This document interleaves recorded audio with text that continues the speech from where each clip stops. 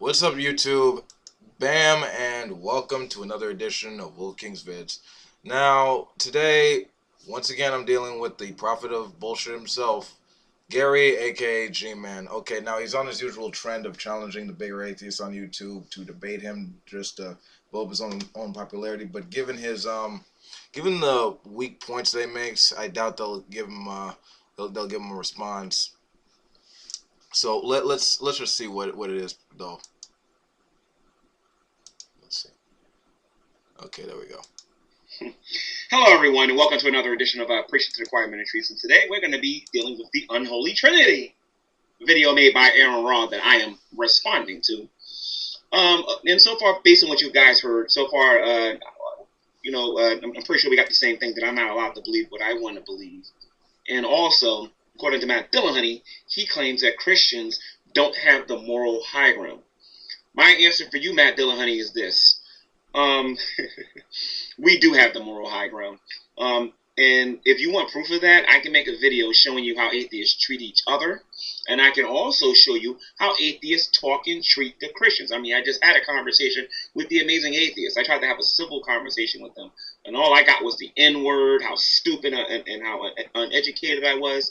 Now, Really, so Christians have the moral high ground, especially fundamentalist ones who discriminate against gay people, who undermine education in the first world, who try to pass laws to discriminate against non-religious and LGBT students in certain states. Really? Do you really think you have the moral high ground? Really? And also with the amazing atheist, it was really funny to actually see him actually talk with you. It was actually funny. What I especially liked was when he was when you got butthurt over the way he expressed his secular views, and you were all like, you have no right now, and he was all like, you have no right. Let me tell you something, motherfucker. You know that Jesus is the truth and the light and the destiny. It was hilarious. But the fact of the matter is, you don't have the moral high ground. So during this whole holier than thou fit, it really irrelevant and holds no weight. So that being said, keep going with your little video. I'm not saying all atheists are this way, but certainly you can't tell me that somehow gives you guys a moral high ground. As for Aaron Robb, sir, I will continue to believe what it is that I believe, that Jesus Christ is the only begotten Son of God. I believe that God exists, and you, my friend, have zero proof that there is no God. So do not insinuate that I can't believe what I want to believe. But let's continue. Okay, to counteract this point, yeah, you could still believe, of course, that's your right. However, separation of church and state gives us the right to be skeptical of your BS and to call it out when it is BS. If you bring it in the public sphere and all you had to say is like, this is my personal faith, I believe it, so I think everyone else should, we're gonna look at that and say this is nonsense and get it out of the public sphere because it is ridiculous. That's just a basic fact. When they are advocating and making excuses for moral absurdities and atrocities. And who's the person making the decision whether or not something is a moral atrocity? Who is the person determining what's good and what's evil, what's right and what is wrong? Who is the person that's doing that? Because the person doing that had better be a 100% all the time moral individual. And Matt Dillahunty, I know for. Okay. Who's making the decision that certain things are moral atrocities? How about humans learning through experience and observation? You know, we've learned from history that the Crusades, that was a moral atrocity. The Spanish Inquisition was a moral atrocity. The Salem witch trials was a moral atrocity. The slavery was a moral atrocity. It is humans learning from the past and through our own experience, things that we can actually observe and understand and verify. That's how we actually understand what is actually moral or what is not. Okay, it's a matter of testing that through our experiences and through the overall impact of that society. And if more people are suffering than should be improving and actually living happy lives, then that is immoral. Okay, and it's kind of and it's kind of sounding immoral for you to be skeptical of the concept of morality existing without a deity. It actually makes yourself seem more moral to say that there's no other basis other than rational freaking thought and publicly verifiable evidence to say that something is moral or not. It would really put you on a watch list if you got the least bit skeptical of the concept of morality if like your belief in God went out the window today or tomorrow.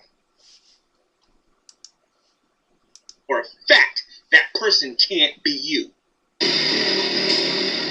Your worldview does not deserve respect just because you hold it. You know what, Seth? I agree with you. You're right. My worldview should not be respected just because I hold it. Neither does yours. Last time I checked, you was an atheist. You lacked a belief in a God or a gods. So do not be offended or afraid when somebody comes at you and asks you why do you lack a belief in a God or a gods. You want to know? It's because your proofs and evidence suck for it. Burden of proof is on you to prove it, pal. And given your little arguments and your points, it seems that that the null hypothesis is actually still being accepted, which is to not believe this bullshit. You have no evidence or no proof for that claim that you have. Okay? The second thing I like to point out to you, Mr. Seth of the Thinking Atheist, while we both agree that our worldview should not be respected, I double dog dare you to talk about your atheism at your job outside of what you do with the Thinking Atheist. Now, if you don't have a job, then fine. Go out into your neighborhoods. Go out into the mall. Go out there in public and proclaim your atheism and get laughed right out of the building. Because you know what? Chances are, if I'm with you as a Christian, people ain't going to say nothing to me. But if you go out there and say, oh, I like a belief in a God or a gods because there's no proof, my friend, you then only then. Oh, okay. Let me inform you something. Let me inform you a little something, Junior. We're living in a new wave of reason. 30% of the population is non-religious. So if he did actually do that, I'm pretty sure he'd probably get a few positive responses about that.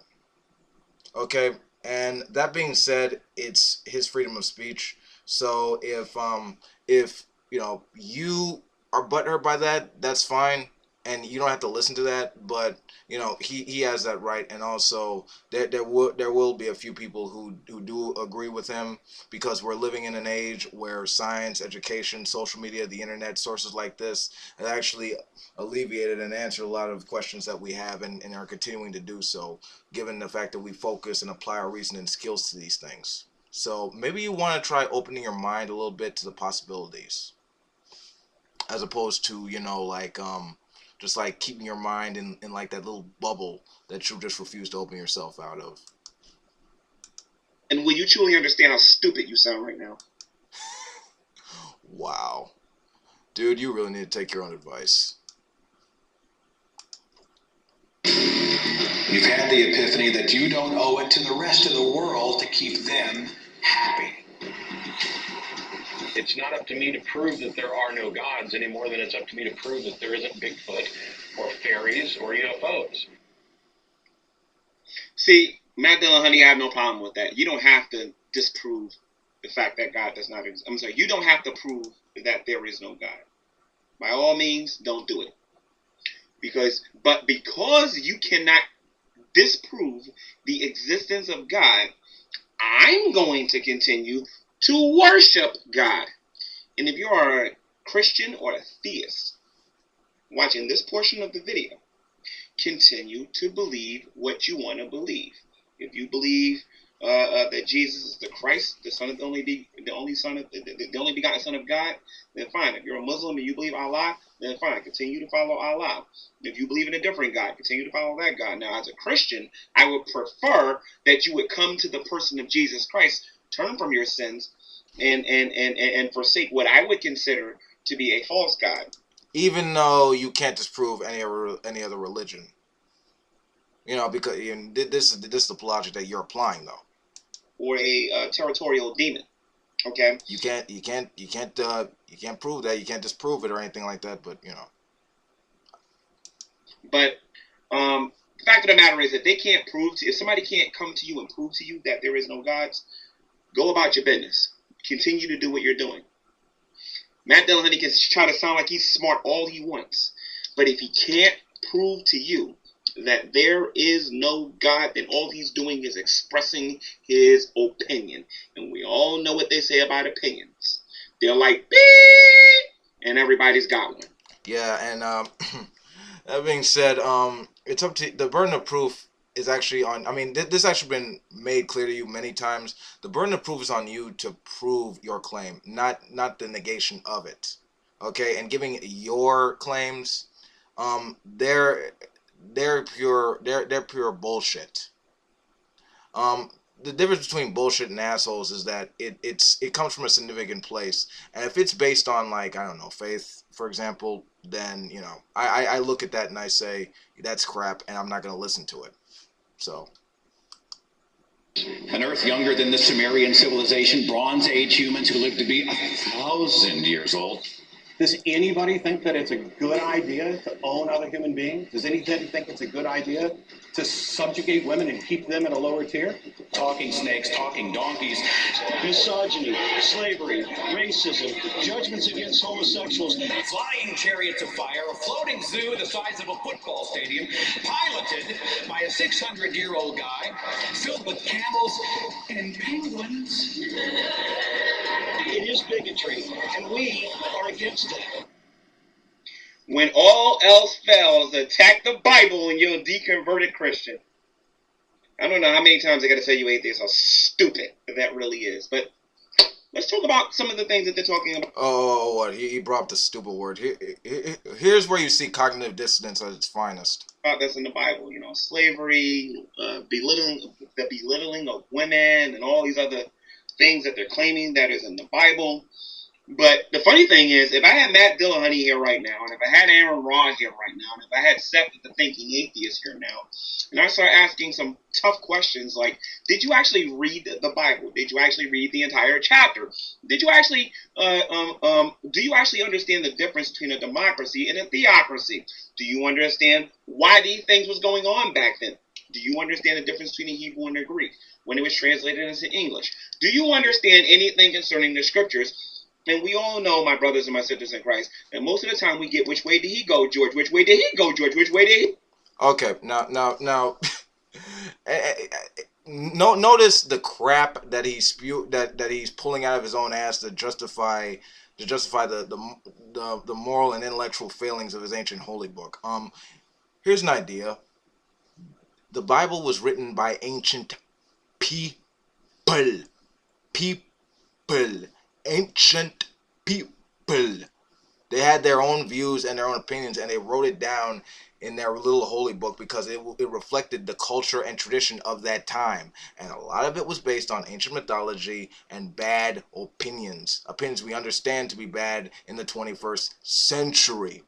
And note that he says all this crap, and he does nothing to justify whether or not the claims in the Bible are actually valid. He does nothing to counteract the skepticism and the criticism made by these people. All he does is come up with a bunch of excuses that he pulls out of his ass. And yes, actually, they have read the Bible, and so have I. I mean, you could look in there and you could find these aspects in there. Colossians, for example, says like obey your masters. There are passages in there that says women should be silent and should not speak in the church.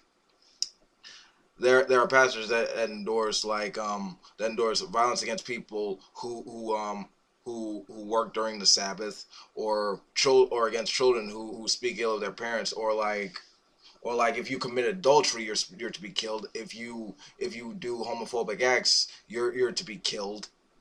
I mean, and yet you hear no point that actually addresses this. You just hear a bunch of bull crap that he can't justify because he doesn't have the information. I mean, the really embarrassing part is that he actually called the atheist experience, and he was actually Matt actually challenged him on the point of slavery, and he said, yes, yes, I think he said yes, I think slavery is totally great because God said it. Your parents are rolling over. I mean, your grandparents, your great grandparents, they're rolling over in their graves right now because the ignorance that you demonstrate as a black person and as a human being for even saying that slavery is good, it makes you a fucking immoral idiot. You cannot say a damn thing, Gary. You can't. You're just pulling crap out of your ass, and it's not, and everyone can see that it's plain as day crap. Here you go, George. Now, with that being said, let's talk about what the atheists do condone. Joseph Stalin was an atheist. Joseph Stalin ordered, first of all, he outlawed religion during his particular time, and he ordered the killings of Christians and Catholics and anyone that believed in a god or gods in Russia back in the day. He's not the only one. Okay, just to clarify, he was a communist. Communism is actually a positive belief based on economics. That is not the same thing as atheism. And no secular person wants to outlaw slavery. We just wants to make sure that the separation of church and state is absolute to ensure the equal rights of both the religious and the non-religious in just appealing to their views. Okay? That is way different from communism, which is a failed system. Okay? No one has killed anyone in the name of atheism. It's either in the name of a positive ideology that actually makes a claim, not a lack thereof. And I can go into Adolf Hitler, and I can go into some of these other people that were atheists. No, dipshit, because Adolf Hitler was a Roman Catholic. He actually made it very clear that there's a bunch of quotes where he makes it clear that he believes in a deity and still rationalized and did what he did. He claimed that he was following the word of Jesus Christ when he slaughtered all the Jews because he believed that Jesus was against the Judaism at the time and was a pure blonde-haired, blue-eyed white man who was trying to defend Christian values. Okay, maybe you want to learn something about history before you actually like pull this crap out of your ass, because I mean, you really need to take your own advice about that whole asshole analogy. One atheist went into a school and started shooting little children and whatnot. I suppose that would be considered moral to Aaron Raw, Matt Dillahunty, and several of the thinking atheists. What atheist? I mean, are you just making stuff up now? You see, it's one thing to sit there and to put a bullseye on Christianity or Islam or another religion, and then say, oh, look how smart I look. But then when somebody puts a bullseye on atheism, you guys get angry, you get mad, and you get upset. Not really. I mean, yeah, I guess stupidity can really annoy a person, but it's just a matter of like clarifying with rational thought and empiricism. But apparently these are like foreign concepts to you. I think, but ignorance is not an excuse, sir. Just to clarify. God, that the people in government right now are smart enough to know that the atheist community on YouTube is a crying, laughing joke when it comes to talking about morality and whatnot. In fact, atheists are considered to be okay. Go on, say your stupid thing. The most dishonest people in the world, the most mistrusted people in the world. Okay. One major thing. Politicians usually make their decisions based on political and secular reasons. Rational ones based on publicly verifiable evidence. Non-religious ones. So your claim is actually null and void. And listen, Out of all the nonsense and BS that you've mentioned, you've actually shown that you are more immoral than the group that you're seeking to denigrate. In your own small-minded view, that people who don't agree with you are apparently immoral. Your denigration of a particular group because they disagree with you has shown me more immoral than anything that you've actually said in this video.